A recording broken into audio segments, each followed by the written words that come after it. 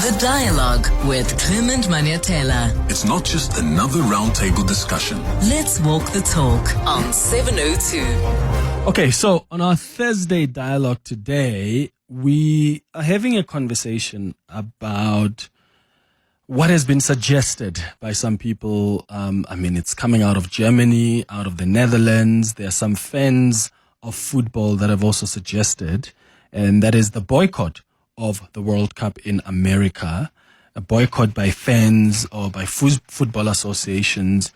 And I'm asking if that would be fair and if that's something you've thought about. I mean, there are growing calls even for FIFA to consider expelling the United States from the World Cup until the country demonstrates some clear compliance with international law and respect for the sovereignty of other nations.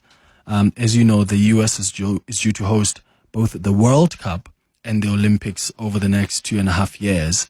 And people are asking whether FIFA should remove the US as a host, or does politics not have a place in sports? I mean, can FIFA even do something like that? Because in 6 months' time, the world's biggest soccer tournament will kick off in the USA against a turbulent geopolitical backdrop. There are fraught domestic political issues as well, shaped by the controversial decisions of the Trump administration. Whether you talk about the aggressive immigration crackdown by ICE, the sweeping travel ban that's now affecting about 19 countries, to the seizure by the US of the Venezuelan leader Nicolas Maduro, and of course the latest thing being Trump's threat to take control of Greenland, right? So is this a moment, in your view, that sort of forces international sport to finally redefine its relationship with power and its relationship with politics? Is there a point in keeping politics out of sport? Because comparisons have been made, they're drawing these comparisons with the way FIFA subsequently banned Russia after its full-scale invasion of Ukraine back in 2022, a sanction that remains in place. But some at FIFA will tell you that, well, Russian Football Union is still a member association, and that ban on playing internationals was more down to teams refusing to play against Russia in security concerns rather than actually the governing body taking a moral position. Also, remember, FIFA's statutes do not specifically provide for sanctions against a country that invades or bombs another state or that detains a foreign head of state. So sanctions, apply only to member associations and not necessarily to the states under whose jurisdiction they operate. So what are your thoughts? Do you think, in fact, let me ask as a soccer fan, first of all, do you look at this and think, I'm not going to follow the US tournament, the US World Cup tournament, or maybe you were planning to buy a ticket to go and watch, some games during the World Cup? Are you still planning on doing that? And do you think that there must be an entertainment of this view that perhaps there must be more countries that talk to their associations or more countries that call on their fans to boycott the World Cup in America? Share your thoughts with us on 011-883-0702. You can also send us a WhatsApp voice note on 072-702-1702. Let me introduce you to my guests who are going to help us understand better the subject matter and where things are likely to go. I've got Peter Stemmet, who is a sports presenter at Al Jazeera, joining us via Zoom. Peter, thank you so much for making time, man. Great to chat to you. Good morning, Clement. It's a privilege to be with you and an honor as well. I'm really, really happy to be with you. We're also going to be joined in a moment by Gary Al-Smith, who's an African football specialist at Sporty FM. I'll start this conversation, though, with you, Peter. I mean, when you consider, the increasingly volatile geopolitical backdrop, would you argue that this is shaping up to be FIFA's most politically fraught World Cup ever? I mean, Clement, you can look at it in several ways. You mentioned about sport and politics mixing, and, the reality is that sport and politics have always mixed, whether we like it or not. I think most of us are of the view that sports and politics should not mix. But as I say, it's always been the case. So let's just move away from the FIFA World Cup for a second. And you go back to the Olympic Games in 1936, where Adolf Hitler used those games to attempt to prove that the Nazis and the Aryans were the superior race. And then, of course, as we now know, famously, Jesse Owens kind of derailed what Hitler was trying to prove. But then you move on into the Cold War era, and it was effectively the United States and the Soviet Union that were trying to prove who had the best athletes and who could win the most gold medals. And that wasn't not just from a sporting perspective, but that was also to bring prestige and honor to the countries. If we talk about FIFA World Cups, just off the top of my head, 1978 in Argentina. At the time, Argentina had a military dictatorship, and there are many questions. Yes, the host nation won that tournament, and they had some magnificent players like Mario Kempes and Daniel Passarella. They had a great coach, Cesar Menotti. But there are a lot of question marks and even asterisks next to some of the results at that World Cup. And the way that Argentina went about winning it, perhaps not that different from what we just saw at the Africa Cup of Nations with Morocco and the various accusations against them. So in that sense, this is the kind of stuff that has always been going on. And if we can even just take it to a micro level, Clement, you and I, and no doubt everybody who is watching and listening to us has experienced at some stage in their life when they were at school that you had a scenario where the teacher's kid was the captain of the team, or the principal's kid was the captain, or the parent who donates the most money to the school, his kid happens to be in the team even though he's not even that good. Not that good, yeah. And so this is This is what we're dealing with, my man. Yeah. And it's almost a tale as old as time, isn't it? Yeah.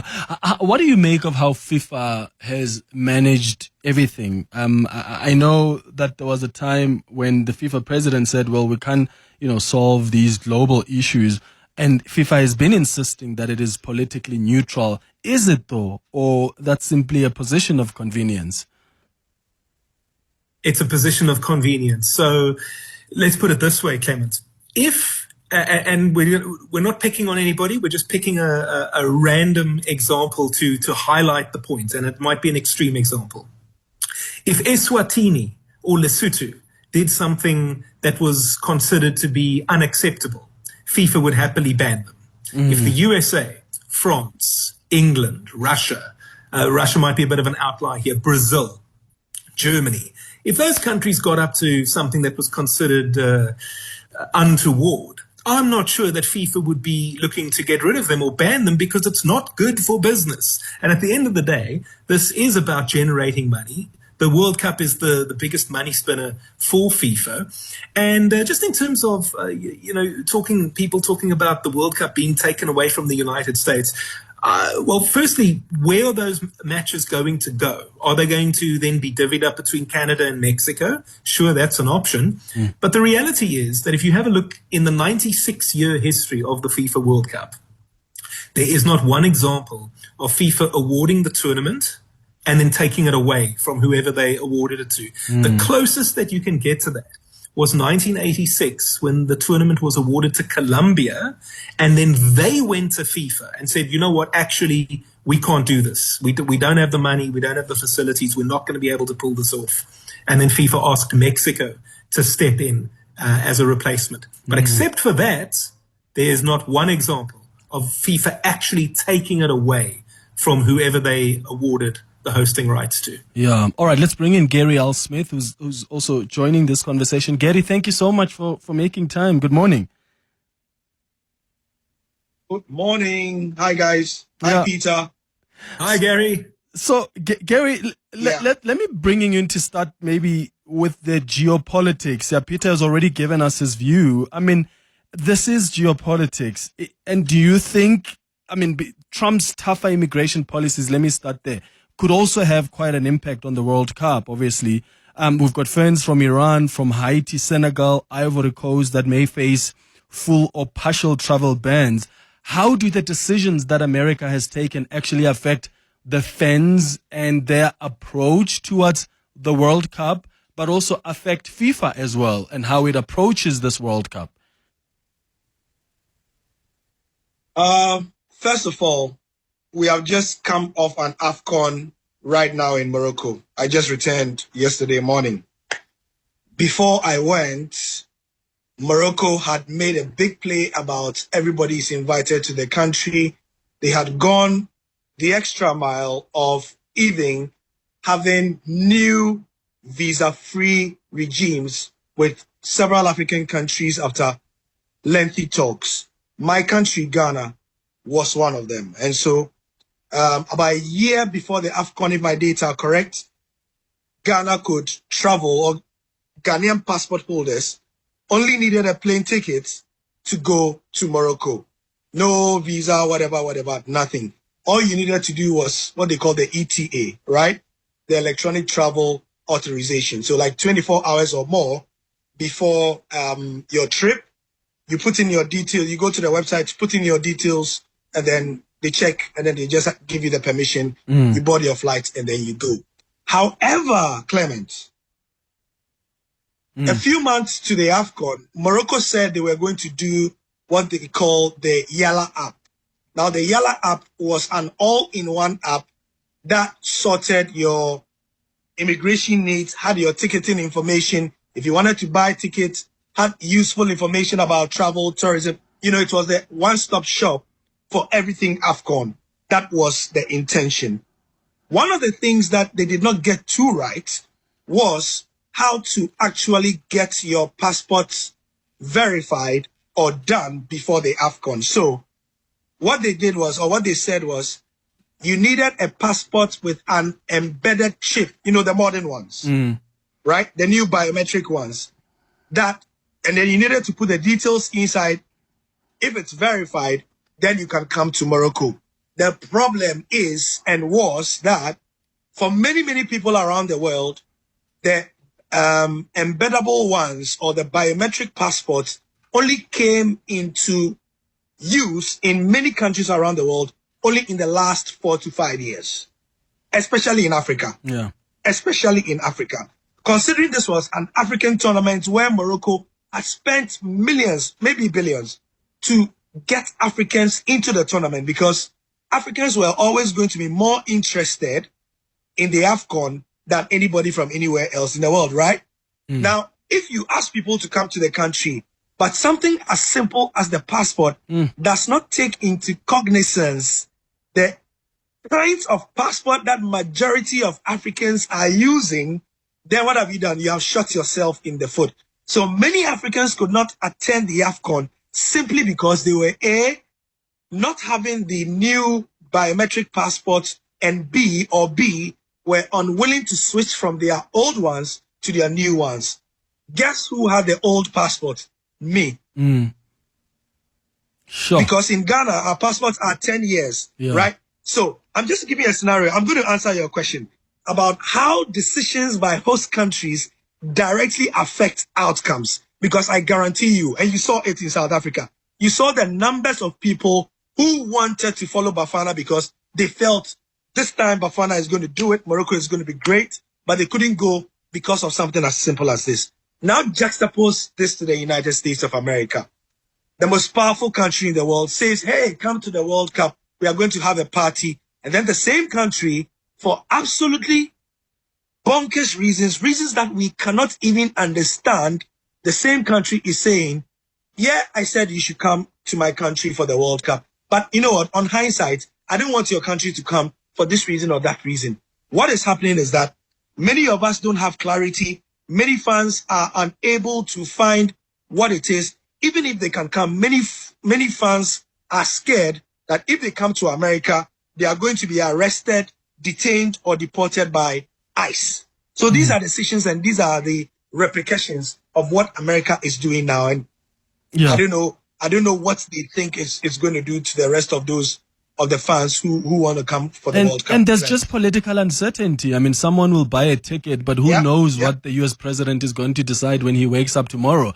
So you buy a ticket, you think you're going to America, and then for some reason your country is on some list that he has woken up and decided on. On this chat, I'm going to give you real practical examples.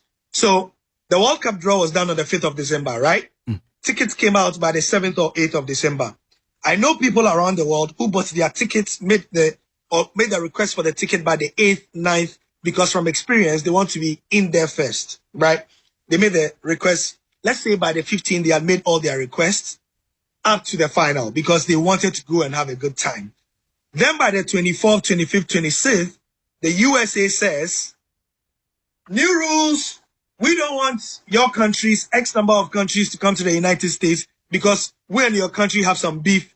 And you're like, what are you talking about? I bought tickets worth about $7,000. And you know, if you are buying the tickets from the group stages too, and you don't have access to the tickets that have been bought by your country's FA that have been subsidized, your bill could go anywhere from $5,000 to $7,000 US dollars or euros, depending on what packages you are looking for.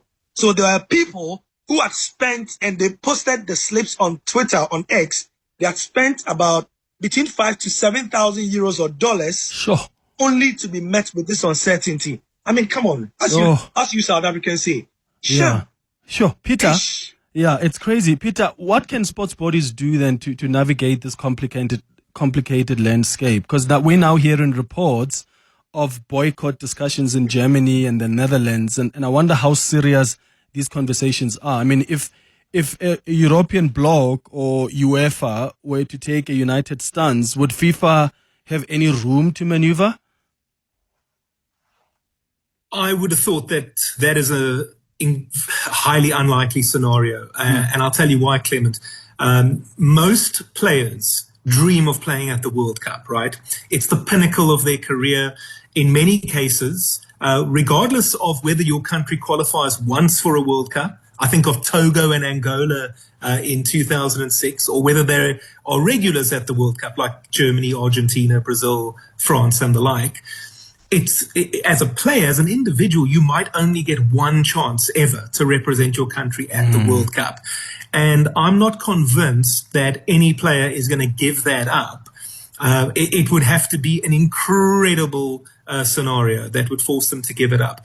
And the more likely thing that I see, and so with that in mind, sorry, let me finish that thought. With that in mind, I cannot see why a national federation would boycott the World Cup, again, factoring in the prestige and the honor that comes with the World Cup. So let's take Spain, for example, who are currently one of the very best teams in the world, and they're going to this World Cup in the United States, Mexico, and Canada, as one of the favorites for the tournament. They're not going to boycott this thing. They could realistically go there and win the thing.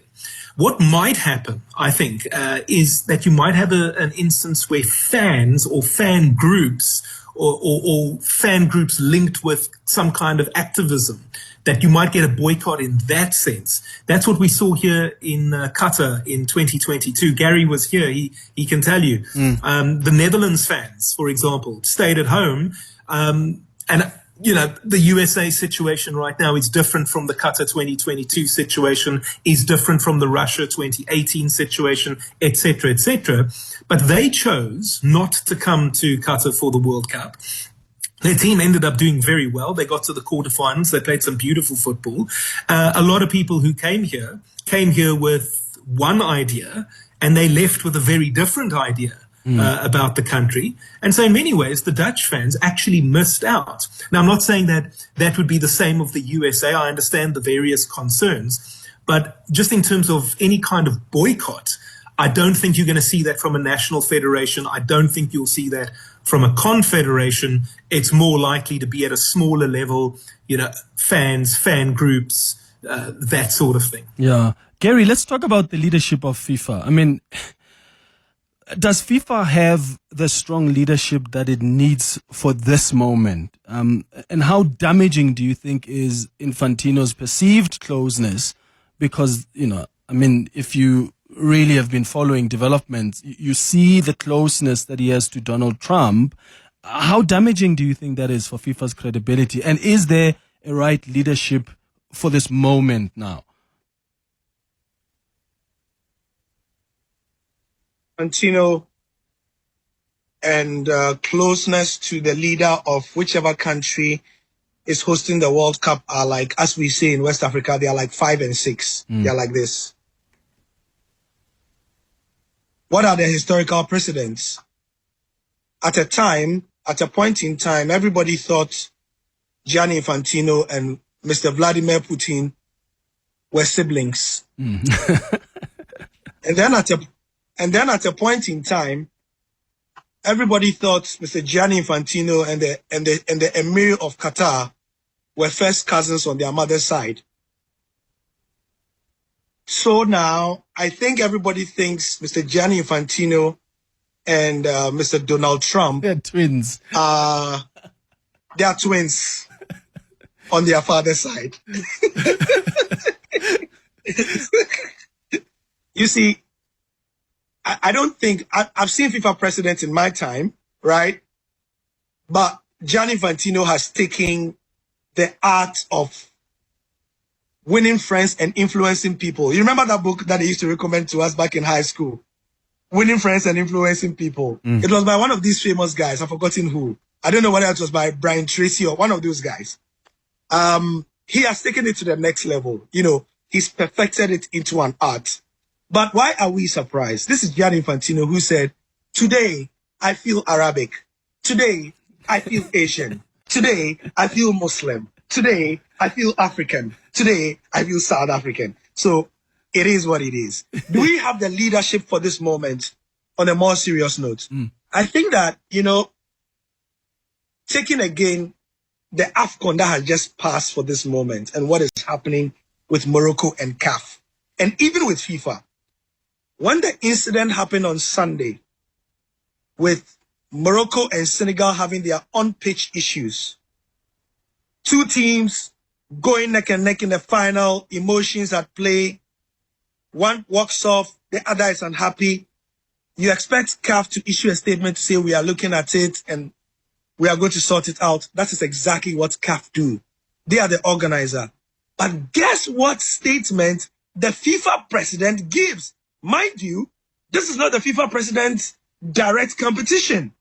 Like, he has no business issuing a statement. None. He issues a statement and hints that there should be severe punishment for Senegal. What are you talking about? The FIFA president has no business in Africa. You know what we mean when we do this in all of Africa. Hey, it's not your business, my friend. It's not your business. What is your business, Gianni Infantino, putting out a post on Instagram saying that the final was good, but Senegal have to be punished? What is your business? But that goes to show you the level of influence that all of us have been saying, that, you know, Morocco has done so much work for African football, has built African football on so many occasions, hosted the CAF Awards when nobody would host it, hosted age group tournaments when nobody had money or the political will to do it, you know, hosted the World Cup in a flawless way and has made Africa proud, and so on and so forth. Hosted the Women's AFCON, 3 tournaments on the bounce. The one in March is going to be the 4th, I think, or the 3rd on the bounce, and now has hosted the AFCON. CAF wants to host the AFCON in 2028. From all indications, if South Africa does not put in a bid that matches the quality of Morocco, 2025-6 is going back to Morocco, right? So everybody feels they owe them a certain something. And that is why FIFA would even go ahead to do that. Sure. The same thing is happening with the United States. Clem, the fact of the matter is that we have 5 months to the World Cup. It will be financial suicide if the United States are docked off this World Cup. Because I tell you what, Canada and Mexico alone do not have the gravitas to pull this off at this 11th hour. Yeah. The fact of the matter is that the United States are going to host a bulk of the percentage of the matches and infrastructure of this World Cup. At this late notice, if you have followed Canadian politics in any shape or form, the country's states and federal states are at war with the federal government, with the big government, because they feel like the country is putting too much money into sports that are needed in most important things like education, agric, disability, special needs kids, into all those things, into environmental issues. All those things need prior attention. Remember, Canada is also looking to host some tournaments, those winter tournaments later. And people feel like immigration is a big issue. Yeah. Canada is spending too much on immigrants that are in, and they feel like the welfare state. I follow South African politics as well. You're having the same kinds of discussions, right? So these issues are going to militate against FIFA, and FIFA are going to look at the books and the numbers and say, you know what? We know what the United States is doing is not good. They are going to give all these countries that are coming a lot of problems, but it will be better if we deal with them back door and keep quiet. Sure, yeah. Okay, let's get the latest in Eyewitness News headlines. After the break, after the headlines, we will continue this conversation with Peter Stemmet and Gary Al-Smith. I'll go to your calls and WhatsApps as well for your inputs. The Dialogue with Clement Manyathela. It's not just another roundtable discussion. Let's walk the talk on 702. It's 22 minutes before 12 o'clock. Oh, what a fascinating discussion on just America as it anticipates to hold and host the World Cup. And there are some calls from some soccer fans to boycott the World Cup in America. There are some countries that are saying, let's have this conversation.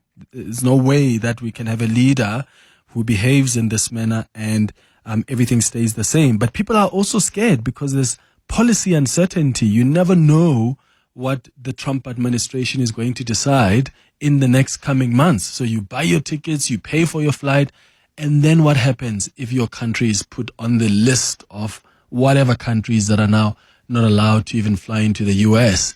Anything is really possible. What are your thoughts on the calls that are also coming out of Germany and the Netherlands?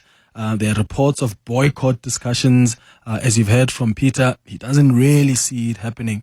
I'm interested in your thoughts on 011-883-0702. You can send a WhatsApp as well on 072-702-1702. Let's start there, and then we'll continue our conversation with Peter Stemmet and Gary Al-Smith. Good morning, Mr. Madimeja. Look, no matter how much money I will have as a spare change, no matter how much I can afford to buy World Cup tickets and accommodation and everything, no matter how much I have, I will not go to this 2026 World Cup, because Trump is a bully. Donald Trump is a bully. He just wants things to go his way only and nothing else.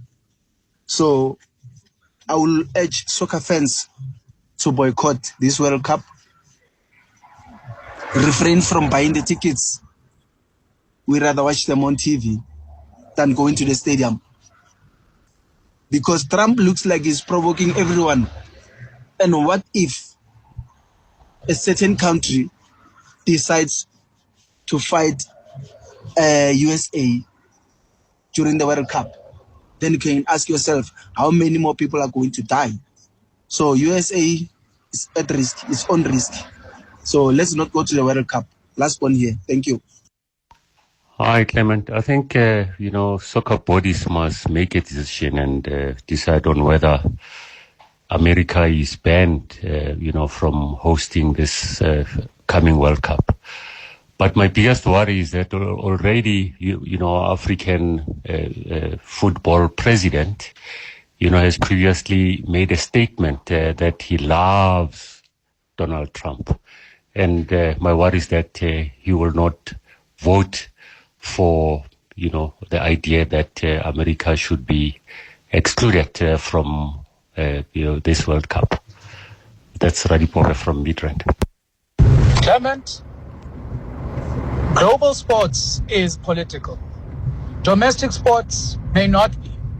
And I think in this particular instance, a boycott would be highly welcome.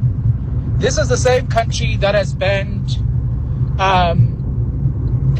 asylum seekers from several countries that will be participating, or some of which will be participating in the World Cup. The message of FIFA and a platform like the World Cup is one that fosters and promotes global unity and global cooperation. And if the host country is found wanting on those very principles, then there should be no fan going to the United States to go and observe a sham of what we call a global spectacle that has no regard for global cooperation. Instead, it has every regard for global domination. Let's go to Leah, who's calling us from Johannesburg. Leah, good morning. What are your thoughts? Good morning, Clement. Look, I mean, it's a very emotional issue, I think. And, I agree with Peter. The World Cup, I think, it's hosted by 3 separate countries, and this has a sort of knock-on effect across these. And many affected have kind of found a way around it by getting tickets, within Mexico and Canada. On a diplomatic front, essentially the US, as a sovereign nation, has the right to determine its own immigration policy. What our thoughts on that are neither here nor there, and the consequences are entirely theirs to bear.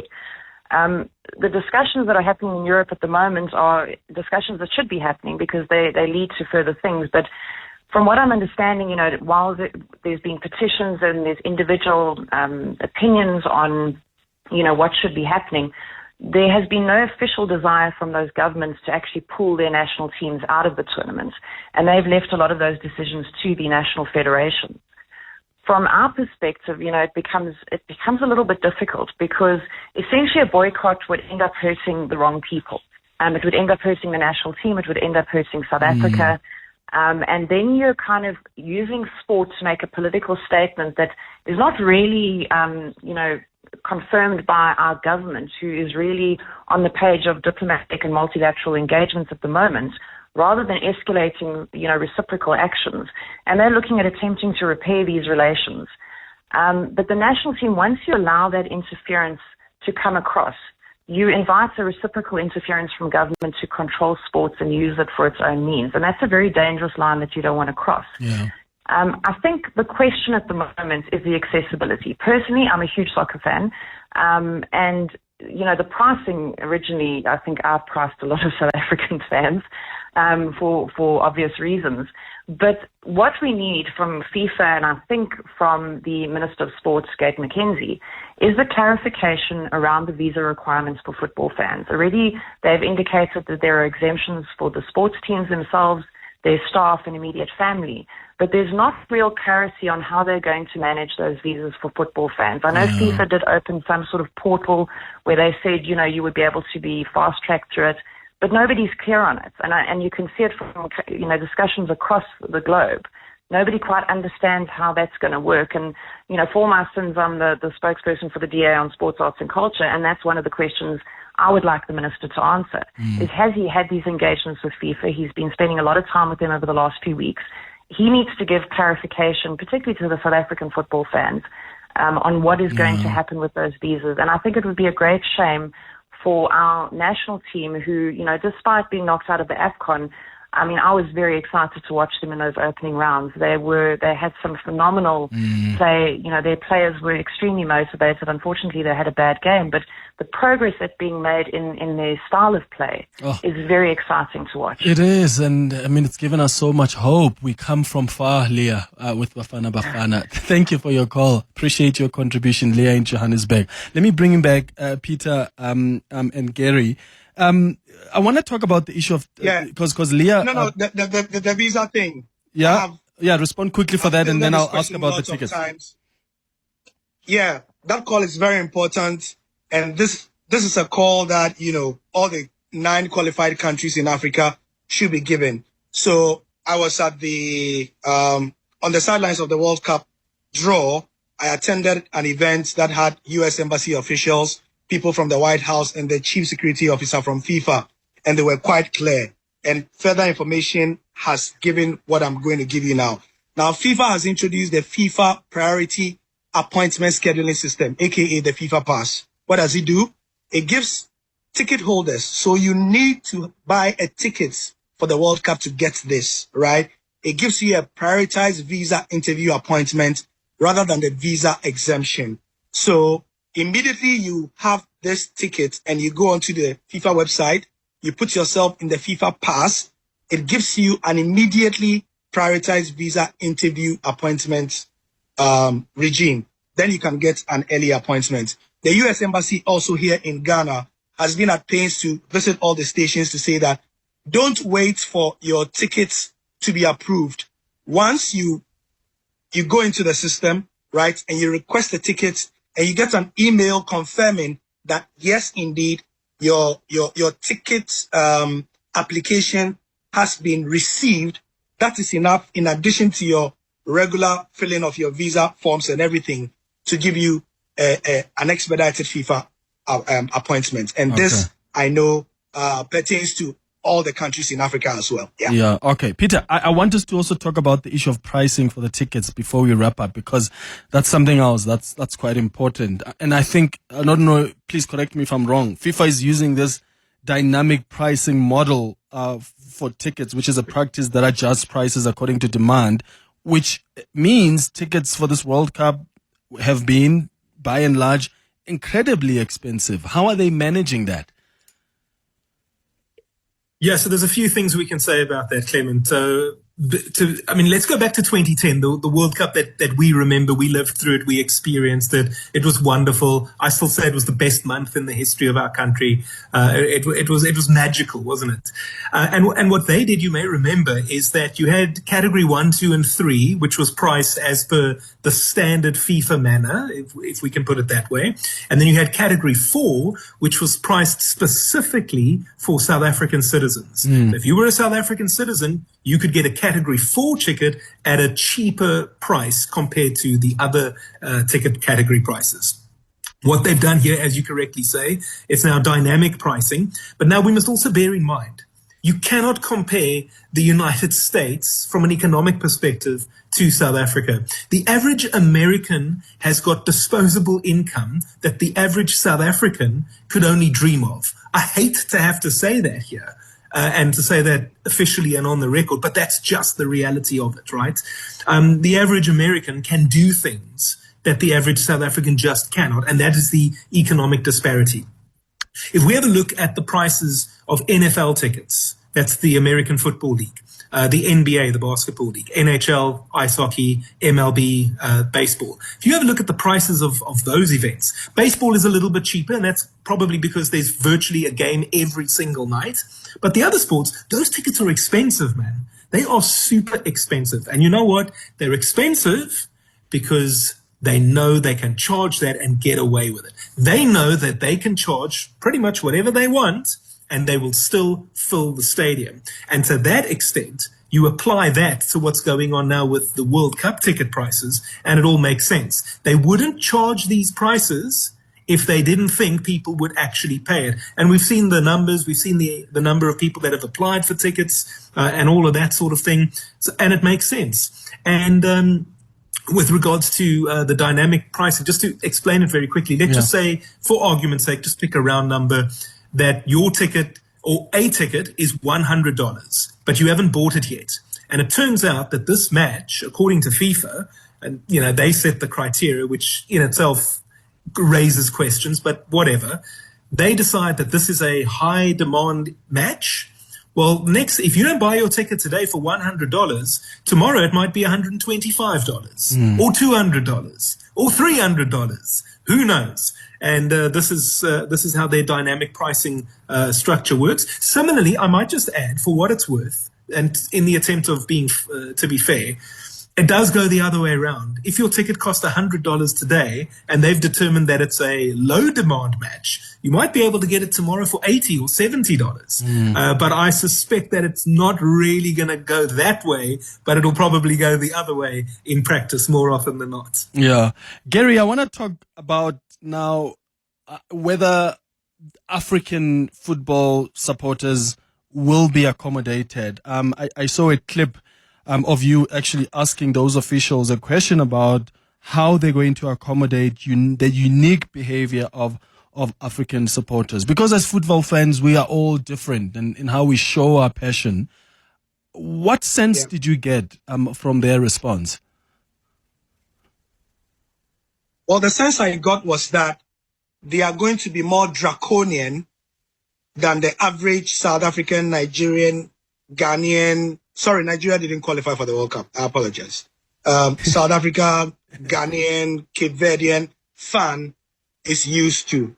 AKA, what he told me, the chief security officer said, because of the unique security threats that America experiences, you should not expect the kinds of ease with which you come into the stadium with your paraphernalia, with your celebratory equipment, with your fun gadgets, your general celebratory stuff to be the same. But if you really want to bring them into the stadium, they have no problem with it. What they want you to do, if you're a South African fan, because this is a South African show, is go through your SAFA, right? In time, organize yourselves, speak to SAFA, let SAFA speak to us, FIFA, and say, our supporters group are going to bring these kinds of cups into the stadium.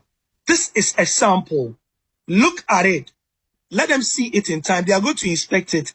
Then way ahead of the World Cup, they are going to publish a list so that you are going to see this unique South African cup there. So what will happen is that when you enter the stadium or you get to that stadium, the security look at it, and we saw this in Qatar. There was a list, there was a book with things there. If they see it, they're going to say, oh, this is on our list. So the level to which they are going to scrutinize you is going to be less, and they're going to allow you in. That's the basic thing. So this is the education that programs like 702 must be giving to South African fans. You are going to be welcome after your visa and whatever. You are going to have your vuvuzela, your sophisticated, what do you call that thing? The makarapa, right? All that stuff. They have no problem with it. But the average American security person has no freaking idea what it looks like. He's going to think, he's going to think there's a bomb in there. There's going to be a biological weapon in there. So you need to do your homework on our part, and this is what we need to do. And that's all they need. That's what they said, basically. But you are welcome. And the expression he gave was interesting. He said, we want to welcome you into our country to celebrate, but we don't want you to overstay. You're welcome. That's what they said. Yeah, sure. Gary Al-Smith, thank you so much for making time. Peter Stemmet, you guys have been so brilliant. Peter Stemmet is a sports journalist, sport presenter at Al Jazeera. Gary Al-Smith, Ghanaian sports journalist, is an African football specialist at Sporty FM. I really appreciate both of you and your insights. Let's wrap up with your WhatsApp voice notes that have come on 072-702-1702. Hey, Clement. How's it, Clement? I think it would be unfair to boycott the World Cup in terms of other teams as well and the fans. And to be honest, FIFA doesn't have much say on how a country runs itself. Number two, it wouldn't be wise to boycott the World Cup because Trump might come after FIFA, eh? Trump is a wild card. So let's just tolerate Trump for the next 2 years. He's out. Hi, Clement. About the World Cup, my question is, why would we want to go to a place where people don't want us? I mean, the Americans are making it clear, no? If you're not American, you're not welcome there. So why go to a place where we're not welcome? That's just one of my first thoughts in answer to your question, no? But yeah, everybody has their choice in terms of what they want to do, but why go to a place where you're not welcome? Good day, 702. With regards to USA and the World Cup, I think there was a notice out from US to say that those that has World Cup tickets, whether they're from a banned country, will be allowed 90 days visa. We must just check on that. The other thing, it's fair enough to say it's America. Have you found out, just check how it is to apply for a Canadian visa. At the moment, you're waiting 4 to 6 months for a visa. So if you haven't applied for your visa and you're going to watch a game in Canada, you might miss it due to visa. With regards to Mexico, you have to email your documents to the embassy. The embassy then will vet the application. Whether you're in Cape Town or Dublin, you have to fly all the way up to Pretoria to come for an interview. in order to get a visa. So you know what? It's difficult all around. Mexico, Canada, USA. It's very difficult to get a visa at the moment. So it's not only America that's being difficult. It's Mexico and Canada. Thank you.